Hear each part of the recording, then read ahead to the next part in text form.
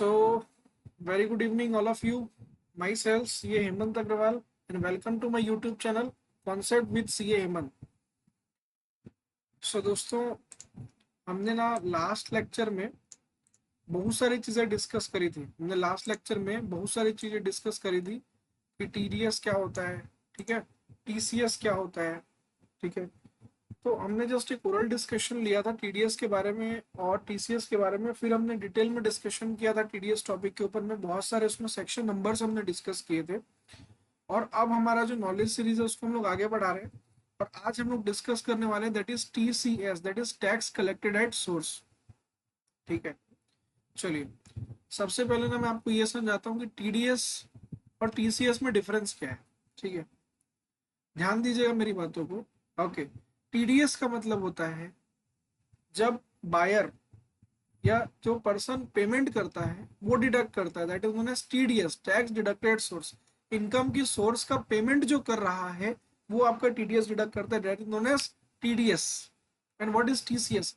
TCS का मतलब होता है ओके जो ओके टीसीएस का मतलब होता है जो पर्सन आपका पेमेंट कलेक्ट कर रहा है वो आपसे टीसीएस का वैल्यू भी कलेक्ट करेगा। अब sir what is the purpose? जब टीडीएस है तो फिर टीसीएस की क्या जरूरत है? दोस्तों, ट्रांजैक्शन का नेचर को डिफाइन किया है। टीसीएस जो है ओके हर टाइप के ट्रांजैक्शंस पे नहीं लगता, टीसीएस ने स्पेसिफिक ट्रांजैक्शंस पे लगते हैं। देखो, गवर्नमेंट को जहां पर ऑथेंटिसिटी चाहिए होती है ना, और जहां पर गवर्नमेंट को ऑथेंटिसिटी चाहिए होती है वहां पर गवर्नमेंट जो है वो टीसीएस के प्रोविजंस भी एप्लीकेबल करते हैं, ठीक है।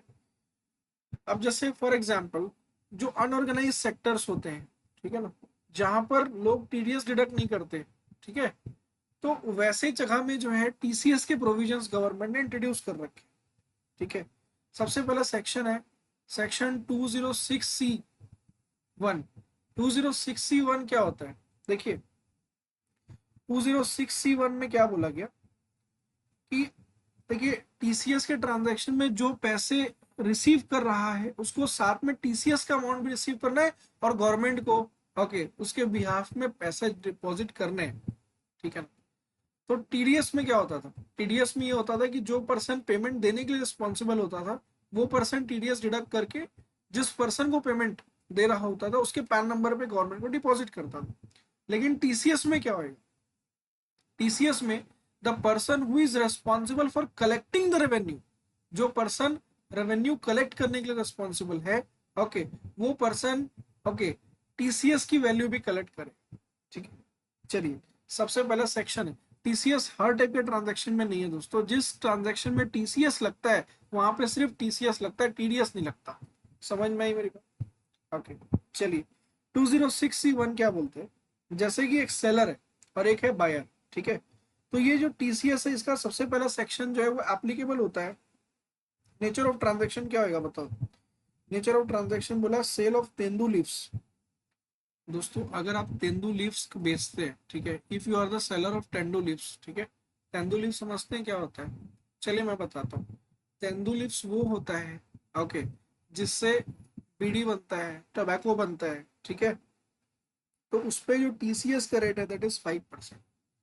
समझ में आई नहीं?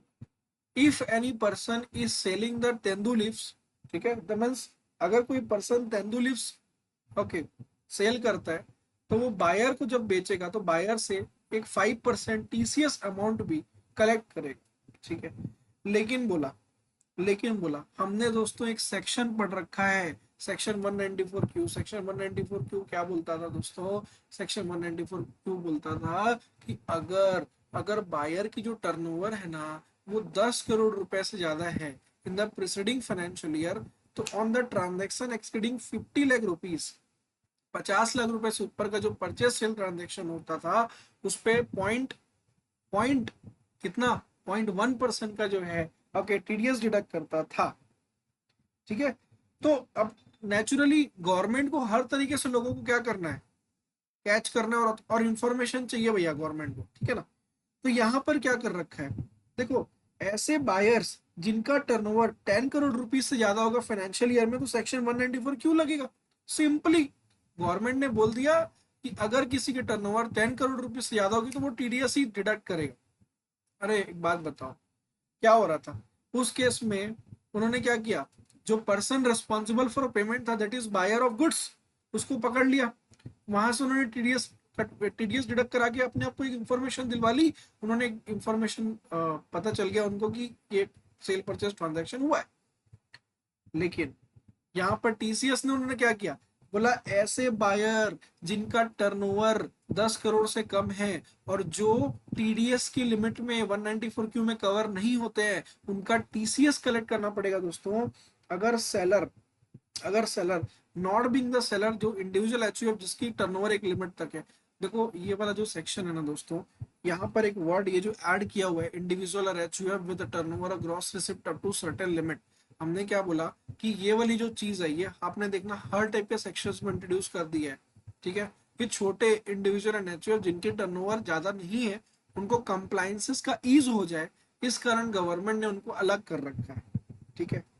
तो बड़े सेलर्स और बड़े बायर्स से गवर्नमेंट ने इंफॉर्मेशन मांगा है बेसिकली सेल परचेज ट्रांजैक्शन में, जो कि बड़ा ट्रांजैक्शन होएगा, ठीक है।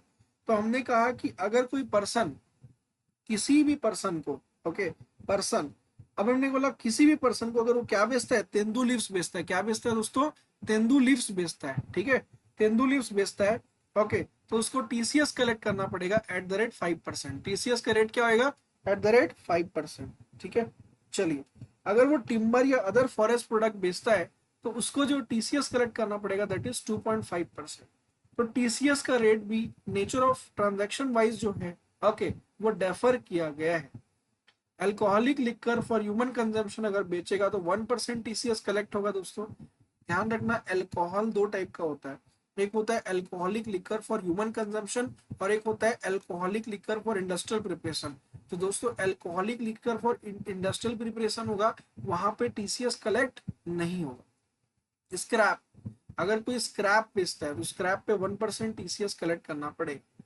कोल, lignite and iron ore at the rate 1% आपको जो है टीसीएस कलेक्ट करना पड़ेगा। तो आप लोग मेरे साथ एक बार फटाफट से बोलिए, अगर कोई person not being an individual and HUF having the turnover up to certain limit, ठीक है, not being the individual HUF, if is selling any goods, goods क्या होंगे दोस्तों, 5 टाइप्स ऑफ गुड्स, बोलो। सबसे पहले तेंदू लीव्स अगर बेचा होगा, ओके, तो 5% का टीसीएस। अपने बोला टिम्बर या अदर फॉरेस्ट प्रोडक्ट होगा तो 2.5% का TCS. Alcoholic liquor for human consumption होगा तो 1% का टीसीएस कलेक्ट होगा, ओके। अगर स्क्रैप होगा तो 1% का टीसीएस कलेक्ट होगा, ओके। अगर कोल होगा, कोल, कोल लिग्नाइट आयरन और होगा तो eight the rate 1% TCS collect होगा, ओके। अब हमने कहा बायर, बायर कौन नहीं होना चाहिए, the person who bias for personal consumption, अगर कोई पर्सनल कंजम्पशन के लिए बाय कर रहा है तो उसका टीसीएस आपको नहीं कलेक्ट करना है। देखो बिजनेस ट्रांजैक्शन का गवर्नमेंट को इन्फॉर्मेशन चाहिए, पर्सनल ट्रांजैक्शन का इन्फॉर्मेशन नहीं चाहिए। अरे दोस्तों ये चीज हमने सेक्शन 194C में भी तो डिस्कस किया था। सेक्शन 194C क्या बोलता है, अगर पर्सनल नेचर का कॉन्ट्रैक्ट है इंडिविजुअल एंड एचयूएफ का तो उनको जो है, ओके, टीडीएस डिडक्ट करने की आवश्यकता नहीं है। तो उन्होंने बोला कि अगर आपका जो बायर है वो बाय करता है for the purpose of personal consumption या पब्लिक सेक्टर कंपनी होती है, पब्लिक सेक्टर मतलब CSPDCL, Chhattisgarh state power generation corporation limited, power financial corporation limited, central government, state government, embassy, high commission, ठीक है, ligation, consolidate, trade representation and clubs, अगर इन लोग purchase करते तो इनका आपको टीडीएस कलेक्ट करने की आवश्यकता नहीं है। तो बोलो मैंने क्या क्या बोला, फिर से मेरे एक बात रिवाइज करा दो। हमने कहा कि अगर कोई भी सेलर अगर तेंदू लीव्स बेचता है या timber and other forest product बेचता है, okay, coal, lignite and iron ore बेचता है, ओके, स्क्रैप बेचता है, okay, alcoholic liquor for human consumption बेचता है, तो उसको 5%, 2.5% और 1% का टीसीएस कलेक्ट करना पड़ेगा। लेकिन अगर बायर का टर्नओवर 10 करोड़ रुपीस से ज्यादा होगा और उसके ऊपर ऑलरेडी टीडीएस की लाइबिलिटी सेक्शन 194 क्यू में होगी तो उस केस में बायर जो है वो टीडीएस डिडक्ट करेगा और सेलर उसका टीसीएस कलेक्ट नहीं करेगा, ओके। लेकिन ऐसे बायर, ओके, जिस जो गुड्स को बाय कर रहे हैं for the purpose of personal consumption, public sector company या central government, state government, embassy, consulate, trade representation और क्लब्स को ये बोला गया कि आपको जो है, ओके, आपका वो टीसीएस कलेक्ट नहीं करेगा। ठीक है, नेक्स्ट, टीसीएस नहीं कलेक्ट करना if buyer furnish a declaration to the seller that goods will be used for power generation. अगर बायर जो है, okay, goods for use for power generation क्या हो सकता है, नेचुरली कोल ही होगा, कोल से ही तो पावर जनरेट करते हैं, थर्मल पावर जो जनरेट होती है दोस्तों वो कोल से जनरेट होती है, तो कोल की डिस्कशन ही हो रही होगी, ठीक है ना। तो उन्होंने बोला टीसीएस आपको कलेक्ट नहीं करना है अगर बायर जो है वो डिक्लेरेशन देता है सेलर को कि भैया जो मैं लेके जा रहा हूँ that is for the purpose of power generation. ठीक है दोस्तों, तो ये आप लोग एक बार देख लीजिए, ठीक है, समझ लीजिए। नोट्स का लिंक मैं आपको डिस्क्रिप्शन बॉक्स में तो देता ही हूँ, ठीक है, तो आप वहां से इसको देख सकते हैं। ठीक है, ज्यादा बड़ा लेक्चर नहीं रख रहा हूँ दोस्तों, बहुत सिंपल सा एकदम छोटा छोटा डिस्कशन है। टीसीएस में गिनती के 5 टू द सेक्शन ही है दोस्तों। ठीक है, चलिए, सेक्शन 206C1 हो गया, और 206C1C हम देखने जा रहे हैं। ठीक है, चलिए, ये लाइसेंसर के ऊपर एक लाइबिलिटी डालता है। लाइसेंसर में भी देखिए मैंने एक वर्ड लिखा है same as above. Same as above का मतलब not being an individual an HUF having the turnover up to certain limit. अगर लाइसेंसर जो है वो इंडिविजुअल एंड एचयूएफ है जिसकी टर्नओवर एक सर्टेन लिमिट तक है, तो उसके लिए बोला गया कि आपको जो है टीसीएस कलेक्ट नहीं करना है। टीसीएस कलेक्ट जो होगा वो कौन से रेट से होगा, 2% के रेट से टीसीएस कलेक्ट होगा। ठीक है, चलो, अब हमने कहा भी टीसीएस कलेक्ट करना है, तो what is the nature of transaction, कौन सी ट्रांजेक्शन की नेचर पे टीसीएस कलेक्ट करना है। तो हमने कहा लीजिंग, लाइसेंसिंग या ट्रांसफरिंग राइट्स। आप जो है लीज पे दे रहे हैं, क्या दे रहे हैं, लीज पे। लीज मतलब किराए पे देना। लाइसेंस मतलब आप उसको ऑपरेट करने का एक लाइसेंस मतलब एक अवधि, एक परमिशन दे रहे हैं। ओके, अगर हमने कहा कि आपने कोई राइट्स जो है, ओके, ट्रांसफर किया किसी पर्सन को, भी तो उसको यूज कर सकता है, क्या, parking lot, toll plaza, mining and quarry, for business purpose. देखो ना दोस्तों, मैंने एकदम सिंपल सा वर्ड बोला है, what I have said parking lot, toll plaza. Parking lot समझते हो ना आप, जैसे देखना मॉल्स, ठीक है, मॉल होते हैं, ठीक है, मॉल्स का पार्किंग लॉट्स होता है, उसको किराए पे दिया जाता है। ठीक है, रेलवे में आपने देखा होगा पार्किंग लॉट्स जो है वो किराए पे दिया जाता है, तो वो पार्किंग की जो पैसे कलेक्ट होते हैं ना, उसके ऊपर भी टीसीएस लगता है।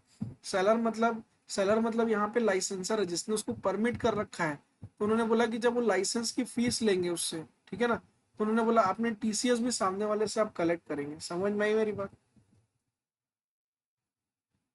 पार्किंग लॉट, टोल प्लाजा और mining and quarry. Mining and quarry मतलब अगर आपने किसी को माइंस चलाने के लिए अलॉटमेंट दे रखा है, ठीक है, अब माइंस चलाने के लिए अलॉटमेंट दे रखा है मतलब समझे क्या, माइंस मतलब जैसे क्या होता है, जो जो भी माइंस होती है, सपोज अगर आपका, सपोज मान लो माइंस निकल गया, जैसे मान लो कोई एक पर्टिकुलर एरिया जहाँ पर स्टोन की माइंस निकल गई, ठीक है ना।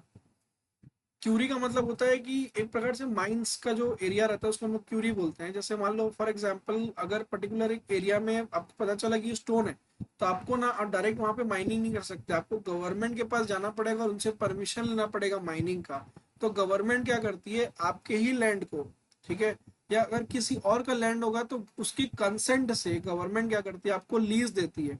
लीज के तहत आपको क्या करना होता है, माइनिंग करना होता है, और माइनिंग करने के बाद एक रॉयल्टी कटती है। ठीक है ना दोस्तों, वही बोला उन्होंने, अगर माइनिंग और क्यूरी अगर आपको अलॉट कर रखा है ना, तो गवर्नमेंट जब आपको आपका जो लाइसेंस फीस या कहना चाहिए रॉयल्टी जब कलेक्ट करेंगे, तो आपसे वो टीसीएस का फिगर भी कलेक्ट करेंगे। ठीक है ना, उन्होंने बोला लाइसेंसी कौन हो सकता है, any person other than public sector company.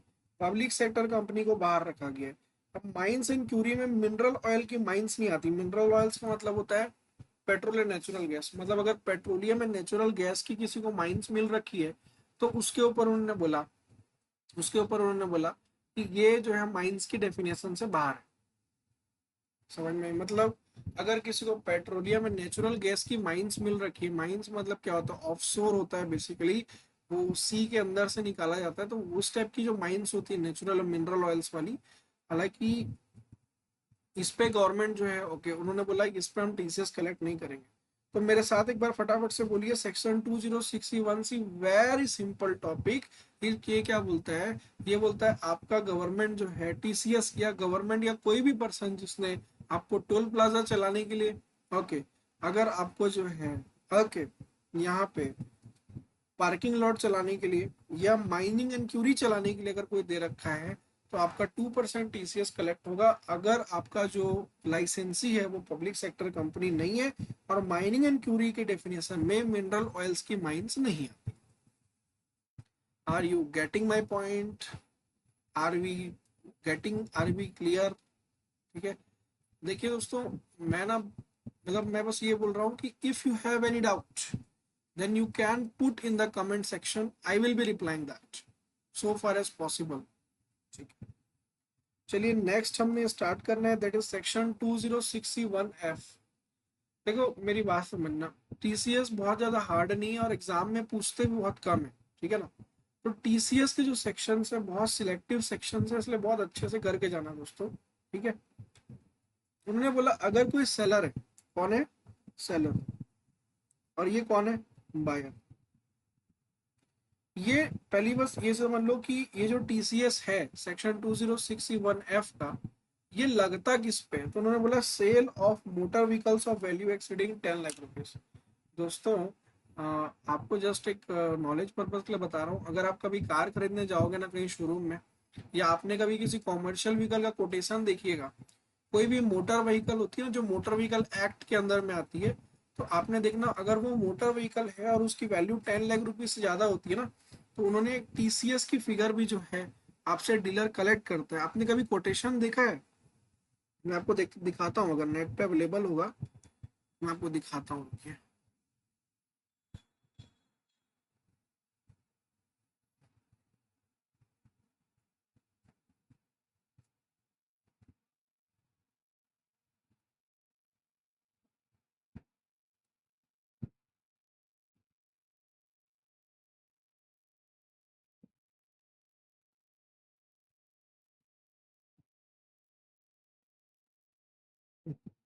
दोस्तों दिख रहा है क्या?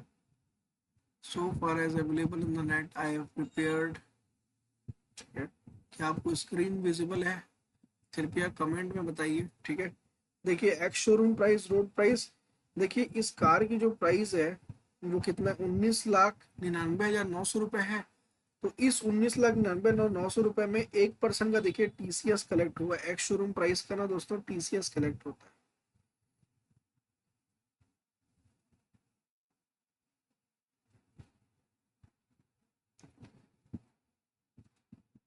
ये देखिए, दिख रहा है आपको TCS? 1% of ex showroom price, ex showroom price का 1% जो है दोस्तों टीसीएस कलेक्ट किया गया है। समझ में आई मेरी बात? क्लियर है?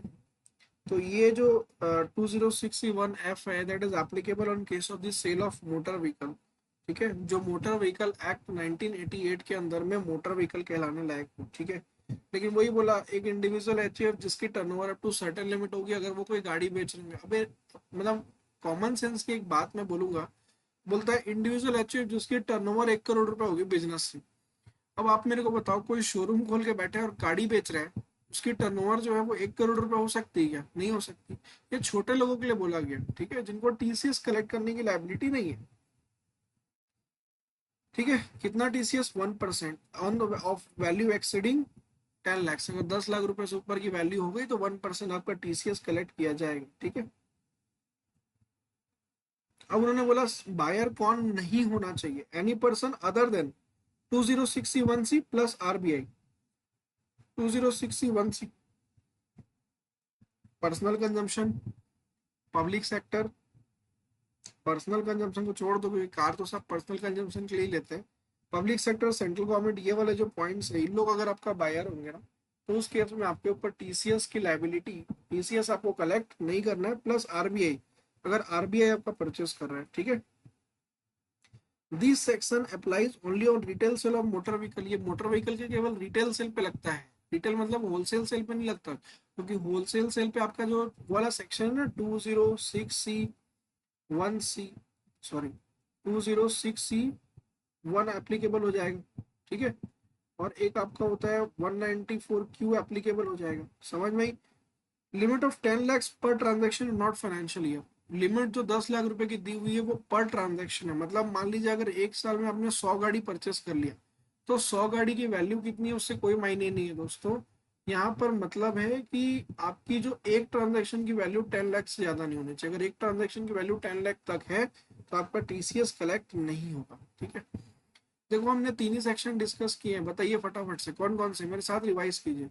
अगर कोई पर्सन किसी भी पर्सन को गुड्स बेचता है जो कि तेंदुल लीव्स है, या तो alcoholic liquor for human consumption है, आइदर स्क्रैप है, ठीक है, either timber and other forest products है, ओके, या उनका कहना है कि अगर कोल लिग्नाइट वगैरह है तो उस केस में आपको टीसीएस कलेक्ट करना पड़ेगा। अगर आपका बायर उसको पर्सनल कंजम्पशन के लिए नहीं ले रहा है, या सेंट्रल गवर्नमेंट, स्टेट गवर्नमेंट या एम्बेसी, कॉन्सुलेट, ट्रेड एसोसिएशन, इन लोग अगर आपके बायर हैं तो। लेकिन उन्होंने बोला टीसीएस आपको कलेक्ट नहीं करना है अगर बायर जो है, ओके, उस गुड्स का यूज जो है, ओके, पावर जनरेशन पर्पस के लिए कर रहा है तो। अब मेरी बात समझना, अगर बायर का टर्नओवर 10 करोड़ रुपए से ज्यादा होगा फाइनेंशियल ईयर में और उसके ऊपर सेक्शन 194 क्योंकि टीसीएस की लाइबिलिटी आती होगी, तो आपको टीसीएस कलेक्ट नहीं करना है दोस्तों।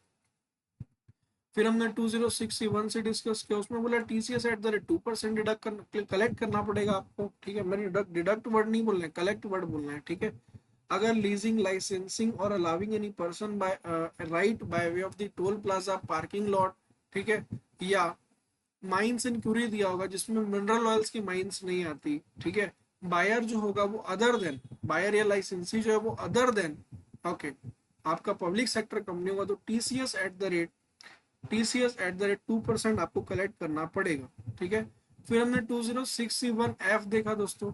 2061F में हमने क्या कहा कि अगर कोई individual HUF having turnover up to certain limit, अगर वो मोटर व्हीकल बेचते हैं फॉर पर्सनल कंजम्पशन पर्पस के लिए कोई यूज कर रहा है, तो उसमें 1% का आपको टीसीएस कलेक्ट करना पड़ेगा। उसमें बायर आपका central government, state government, public sector company, okay, central government, state government, public sector company और आरबीआई, कॉन्सोलेट, ट्रेड एसोसिएशन, ठीक है, क्लब्स, इन लोग नहीं होने चाहिए जो सेक्शन 2061C में, सॉरी 2061 में डिफाइन किया गया है।